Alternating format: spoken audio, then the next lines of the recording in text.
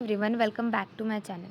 And in today's video we are going to discuss about कि कैसे dissertation और thesis लिखी जाती है।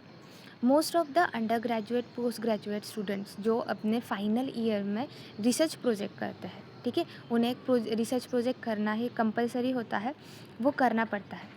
तो मोस्ट ऑफ द स्टूडेंट्स को ये पता ही नहीं होता कि थेसिस लिखी कैसे जाती है। जो डेजर्टेशन आप फाइनल सबमिट करते हो, वो थेसिस जो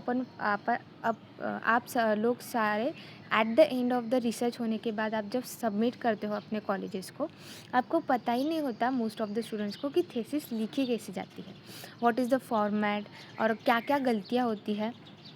तो ये सारा कुछ हम आज के इस वीडियो में डिस्कस करेंगे कि डेजर्टेशन या फिर जो थेसिस होती है वो लिखी कैसे जाती है। तो सबसे पहले आपको बेसिक स्ट्रक्चर ऑफ डेजर्टेशन और थेसिस कि क्या क्या पॉइंट्स आपको ऐड करने हैं, जो मेजर पॉइंट्स होते हैं डेजर्टेशन और थेसिस में आपको क्या क्या ऐड करना है। सबसे पहले आपको आपका टाइटल का पेज आएगा।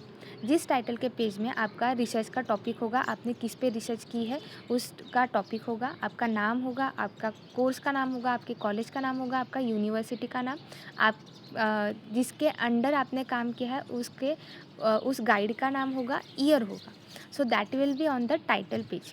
आपका टॉपिक क्या है, आपने किस टॉपिक पे रिसर्च किया, ये सारा कुछ। बाद में आता है सर्टिफिकेट डिक्लेरेशन। ये आपको कॉलेज ही प्रोवाइड करता है। सर्टिफिकेट का जो फॉर्मेट होता है उसमें आपको आपका डिक्लेरेशन कि आपने जो सर्टिफिकेट है उस पे आपका नाम। बाद में आता है एक्नॉलेजमेंट कि आपको किन लोगों ने सपोर्ट किया, गाइड ने सपोर्ट किया, बाकी आपके स्टूडेंट्स, आपके जो कलीग्स होते हैं, आपके जो क्लासमेट्स होते हैं, वो आपको सपोर्ट करता है, इंस्टीट्यूशन आपको सपोर्ट करता है, गाइड आपको टाइम टू टाइम आपको गाइड करते रहता है रिगार्डिंग योर रिसर्च। तो ये आपको थैंक्स गिविंग आप कह सकते हो कि एक्नॉलेज, सबको एक्नॉलेजमेंट आपको जो भी लगता है कि जिन लोगों ने आपकी मदद की है उन सारों का नाम आप ऐड कर सकते हो एक्नॉलेजमेंट में, ठीक है। फिर आता है एब्स्ट्रैक्ट। वेरी इंपॉर्टेंट, एब्स्ट्रैक्ट के ही बेसिस पे, क्योंकि सबसे पहले जो आप रीड करने वाले हो that is the abstract. Abstract में क्या आपको क्या लिखना है। एब्स्ट्रैक्ट आपका 150 तो 300 वर्ड्स का ही होना चाहिए। उसमें आपको क्या क्या इंक्लूड करना है। सबसे पहले आपका ऑब्जेक्टिव क्या है, जो भी आपने रिसर्च टॉपिक आपने चूज़ किया है उसका ऑब्जेक्टिव क्या है, क्यों आप ये रिसर्च क्यों कर रहे हो, ये सब कुछ। बाद में मेथोडोलॉजी कि आपने क्या क्या किया है। जो रिसर्च आपने जो रिसर्च है उसमें आपने मटेरियल्स एंड मेथड में आपने प्रोसीजर लिखी होगी, तो उसमें से ही आपको शॉर्ट में लिखना होगा कि आपने क्या क्या मेथड्स यूज़ किया है रिसर्च करते वक्त।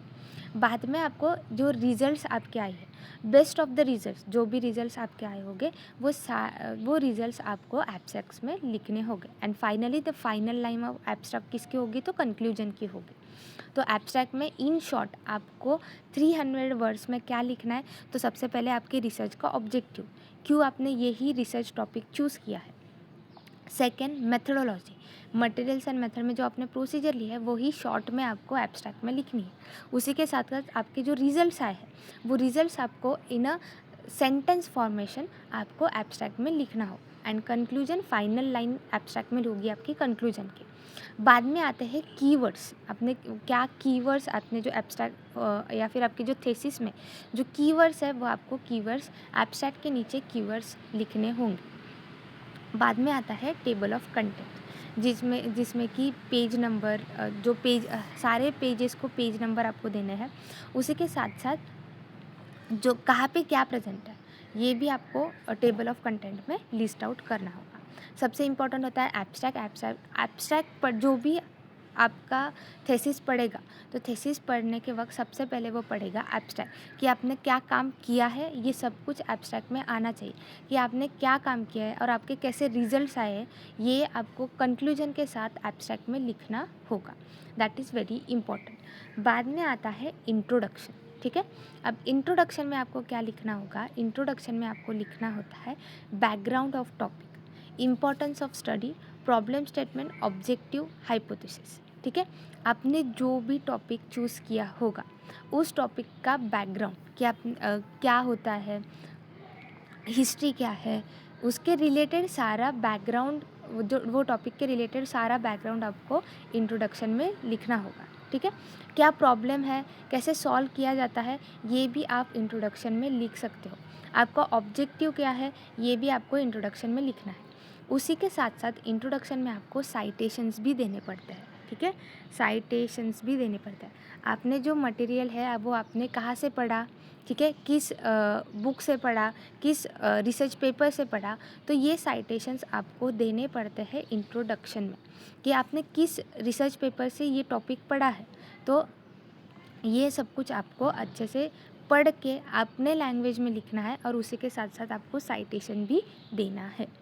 सेवन्थ जो टॉपिक है वो आपको लिखना पड़ता है review of literature. Review of literature क्या होता है, आपने जो टॉपिक चूज़ किया है, ऐसा तो नहीं है कि आपने फर्स्ट टाइम वो टॉपिक जो है चूज़ किया है, आपके पहले भी कुछ रिसर्चर्स ने उस टॉपिक पे काम किया ही होगा। तो जो प्रीवियस स्टडी है उस टॉपिक के रिलेटेड वो आपको रिव्यू ऑफ लिटरेचर में लिखनी है कि इस साइंटिस्ट ने ऐसा ऐसा वर्क किया है उस टॉपिक के रिलेटेड, ये आपको रिव्यू ऑफ लिटरेचर में लिखना है। और रिसर्च गैप क्या है, यानी कि इस टॉपिक में जो आप टॉपिक चूज़ कर रहे हैं इसमें ये काम नहीं हुआ है और वो काम आप कर रहे हो, that is a novel thing. तो ये आपको लिखना होगा, आपको आइडेंटिफाई करके रिव्यू ऑफ लिटरेचर में लिखना होगा कि अब तक इस टॉपिक में ये काम नहीं हुआ है और ये काम हम आगे जाके करने वाले हैं, ये हम आगे जाके करने वाले हैं, ये आपको लिखना नहीं है। बस आपको आइडेंटिफाई करना है कि रिसर्च गैप कहाँ पे है, ये आप रिव्यू ऑफ लिटरेचर में लिख सकते हो। रिव्यू ऑफ लिटरेचर में क्या लिखोगे, प्रीवियस स्टडी, जो भी आपका टॉपिक है उसके रिलेटेड जो भी प्रीवियस स्टडी हो चुकी है वो आपको लिखना है। उसी के साथ साथ आपको रिसर्च गैप का भी आइडेंटिफिकेशन करना है रिव्यू ऑफ लिटरेचर में। उसके बाद आता है मटेरियल्स एंड मेथड।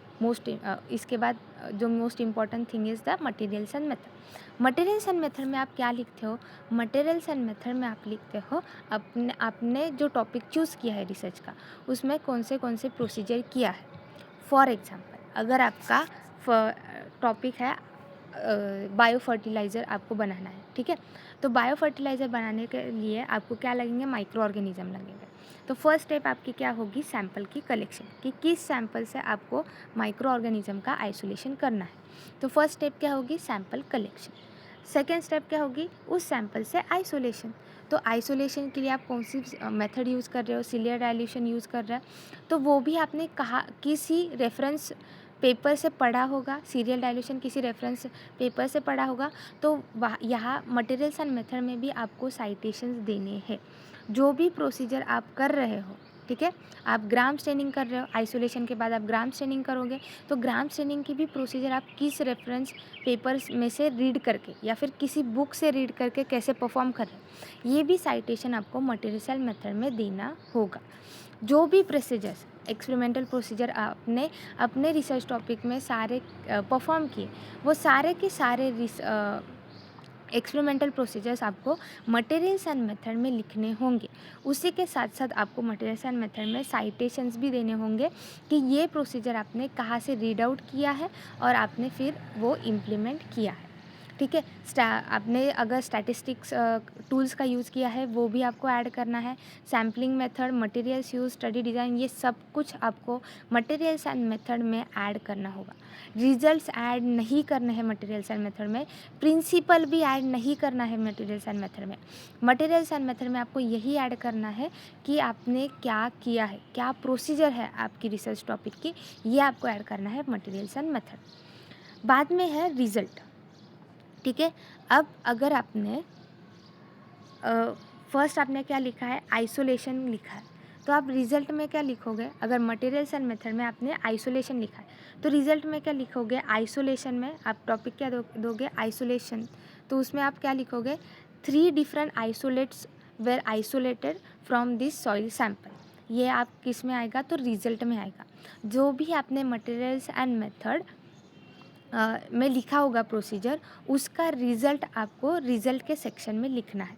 रिज़ल्ट में आप में टेबल्स भी आएंगे, ग्राफ्स भी आएंगे, चार्ट्स भी आएंगे, और इन्हीं टेबल्स, ग्राफ्स और चार्ट्स को आपको लेबल भी करना है, यानी कि figure number 1, table number 1, graph number 1, chart number 1, ऐसा आपको लेबल भी करना है। उसी के साथ साथ रिज़ल्ट में आप जो for example table number figure number 1 ने जो आपने आइसोलेट की है उसके आपने फ़ोटोज़ लगाए, तो उसका रेफरेंस आपको रिज़ल्ट में जिस पैराग्राफ में आपने लिखा है कि 3 आइसोलेट्स वर आइसोलेटेड, वहाँ पे आपको रेफरेंस भी देना है कि फिगर नंबर 1 में आपने वो आइसोलेट्स के फ़ोटो लगाए हैं। ये भी रेफरेंस आपको रिज़ल्ट में लगाना, मतलब सारे पैराग्राफ में जो टेबल्स, ग्राफ्स, चार्ट्स, फ़ोटोज़ है उनका रेफरेंस जो पैराग्राफ में आपने लिखा है रिज़ल्ट, उसमें रेफरेंस जाना ही चाहिए, ठीक है। सो रिज़ल्ट आपको ऐसे लिखना है कि जो भी मटेरियल्स एंड मेथड आपने फॉलो किया है उसके क्या रिजल्ट्स है, उसी के साथ साथ जो भी रिजल्ट्स आए होंगे। फॉर एग्जांपल आपने आइसोलेट किए सॉइल सैंपल्स के, तो पहले सबसे पहले उसका रिज़ल्ट, उसके बाद उसके फ़ोटोज़, और उस फ़ोटोज़ को आपको लेबल भी करना है फिगर नंबर 1 किसके रिलेटेड है, और उस फिगर नंबर 1 का आपको रेफरेंस भी देना है उस पैराग्राफ में, जो रिज़ल्ट का पैराग्राफ है उसमें आपको रेफरेंस भी देना है। सो आपको इस तरह रिज़ल्ट लिखना होगा। उसके बाद आता है डिस्कशन। डिस्कशन यानी कि क्या, आपके जो रिज़ल्ट्स आए हैं, ठीक है, वो रिज़ल्ट्स आपको कंपेयर करने हैं प्रीवियस स्टडीज़ से। जो भी आपने रेफरेंस पेपर अब तक स्टडी किए हैं उसमें भी रिज़ल्ट्स आए होंगे, वही रिज़ल्ट्स का, उन रिज़ल्ट्स का और आपके रिज़ल्ट्स का आपको कंपैरिजन करना है और आपका रिज़ल्ट इंटरप्रेट करना है। That is nothing but discussion, कि आप प्रीवियस स्टडीज़ को कंपेयर करना है अपने स्टडीज़ के साथ, और एक आप रिज़ल्ट क्या कर रहे हैं, इंटरप्रेट कर रहे हैं। और जब आप सेंटेंस लिखोगे डिस्कशन में, तो हमारे ऐसे ऐसे रिजल्ट्स आए as stated by this studies, जो भी आपने प्रीवियस स्टडी की होगी, तो आपको ऐसे सेंटेंस यूज करने हैं डिस्कशन में। डिस्कशन में आप क्या करोगे, जो प्रीवियस स्टडी है उसका कंपैरिजन करोगे अपने स्टडी के साथ, उसका साइटेशन भी दोगे और फाइनली अपना रिजल्ट इंटरप्रेट भी करोगे। कंक्लूजन कि फाइनल आउटकम क्या है आपके स्टडी का बेस्ड ऑन ऑब्जेक्टिव्स, ये आपको कंक्लूजन में देखना होगा। अगर आपको फ्यूचर एस्पेक्ट्स भी लिखना है तो आप लिख सकते हो। बाद में आता है रेफरेंस, ठीक है। Most important point is references. जो भी साइटेशंस आपने इंट्रोडक्शन में दिए, मटेरियल्स एंड मेथड में दिए, डिस्कशन में भी दिए, वो साइटेशन का जो साइटेशंस है उनका जो रेफरेंस है इन डिटेल आप कहाँ पे लिखते हो, तो रेफरेंस में। लास्ट पॉइंट इज़ रेफरेंस में। अब किस फॉर्मेट में आपको रेफरेंसेस लिखना है, तो साइंस में, ठीक है, साइंस में आपको APA फॉर्मेट में ही रेफरेंसेस लिखने हैं। APA फॉर्मेट यानी कि क्या, फॉर एग्जाम्पल बेसिक फॉर्मेट क्या होता है APA का। सबसे पहले आप रेफरेंस कैसे लिखोगे, तो सबसे पहले ऑथर का नाम, बाद में ईयर आएगा, किस ईयर में उन्होंने वो पेपर पब्लिश किया है, देन टाइटल ऑफ आर्टिकल, जो भी उनका टाइटल होगा, जिस रिसर्च टॉपिक पे उन्होंने काम किया है उसका टाइटल, जर्नल का नाम, वॉल्यूम, इशू, पेज नंबर, और उसका उस रिसर्च पेपर का DOI नंबर भी होता है, वो भी आपको यहाँ पे लिखना होगा, ठीक है। ये हो गया जर्नल आर्टिकल के केस में। बुक्स के केस में ऑथर का नाम, ईयर का नाम, बुक टाइटल और पब्लिशर। की फीचर्स APA स्टाइल में आपको क्या ध्यान में रखना होगा, ईयर कम्स आफ्टर ऑथर, यानी कि पहले ऑथर का नाम होगा, बाद में ईयर, आप किस ईयर में उन्होंने रिसर्च पेपर पब्लिश किया है। यूजेस एंड बिटवीन ऑथर्स, जैसे कि आप यहाँ पे देख रहे हो, शर्मा एंड पाटिल, ठीक है, तो दोनों ऑथर्स के बीच में उन्होंने एंड का सिंबल यूज़ किया, ये आपको यूज़ करना होगा APA स्टाइल में। जो भी जर्नल का नाम होगा, ठीक है, अब जैसे आप यहाँ पे देख सकते हो जर्नल ऑफ माइक्रोबायोलॉजी, ये जो जर्नल का नाम है ये आपको इटैलिक्स में लिखना है। उसके बाद sentence case, only first letter is capital, यानी कि सेंटेंस खत्म होने के बाद सिर्फ first letter should be capital, जैसे R हो गया, J हो गया, तो फर्स्ट लेटर ही कैपिटल होना चाहिए।